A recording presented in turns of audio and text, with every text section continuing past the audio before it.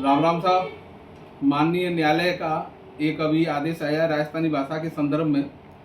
और उस आदेश के तहत राजस्थानी भाषा को विद्यालय और प्रशासनिक स्तर पर मान्यता देने के लिए माननीय न्यायालय ने आदेश पारित किया है। हम माननीय न्यायालय के उस आदेश का सम्मान करते हैं, परंतु इसके साथ ही साथ ये जो पूरी राजस्थानी भाषा का जो प्रकरण है वो पूरे राजस्थान से जुड़ा हुआ है। राजस्थान की संस्कृति, सांस्कृतिक विरासत, भाषाई विविधता, इन सब के कारण अगर इस पे हमारे जो दो क्षेत्र हैं, पश्चिमी राजस्थान और पूर्वी राजस्थान के कुछ जिलों में राजस्थानी भाषा को बोला जाता है, परंतु उसके साथ साथ वहाँ पर भी मारवाड़ी भाषा है, ढूंढाड़ी है, शेखावाटी है, अन्य भाषाओं का उसमें समायोजन है। परंतु ये भाषा जब हम इस भाषाई स्तर पर राजस्थान के दूसरे हिस्सों को देखते हैं, पूर्वी राजस्थान को, तो पूर्वी राजस्थान में लगभग अपने धौलपुर, भरतपुर, डीग, करौली, सवाई माधोपुर, अलवर, दौसा, ये जो क्षेत्र पूरा आता है,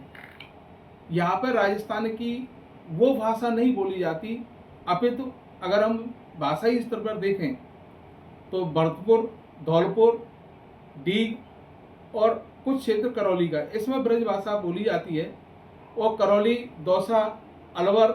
सवाई माधोपुर और वहाँ तक अलग भाषा बोली जाती है, पहाड़ी ब्रज जिसको कहते हैं। अगर कोटा क्षेत्र को देखते हैं तो कोटा क्षेत्र में वहाँ पर जो भाषा का स्तर है वो अलग है। तो माननीय न्यायालय ने जो आदेश दिया है वो पूरे राजस्थान के संदर्भ में दिया है, परंतु अगर इसी को देखा जाए तो माननीय मुख्यमंत्री जी से मेरा करबद्ध निवेदन है कि आगामी समय में अगर ये नियम लागू होता है, नियम लागू हो, हम उसका विरोध नहीं करते, हम भाषा का विरोध नहीं करते, हम भी राजस्थानी है, राजस्थानी भाषा का समर्थन करते हैं। परंतु इसके साथ साथ हमारे हजारों लाखों जो युवा हैं कंपटीशन की तैयारी कर रहे हैं, चाहे वो प्रशासनिक की तैयारी हो, अभी आने वाले समय में रीट की तैयारी है, पटवारी की तैयारी है, अपने आरएएस की तैयारी है, मेडिकल की तैयारी है, अन्य राजस्व विभाग में जगह निकल रही हैं, पुलिस विभाग में जगह निकल रही हैं, ये जो लाखों छात्र तैयारी कर रहे हैं, अगर इस राजस्थानी भाषा के प्रश्न पत्र उसमें आते हैं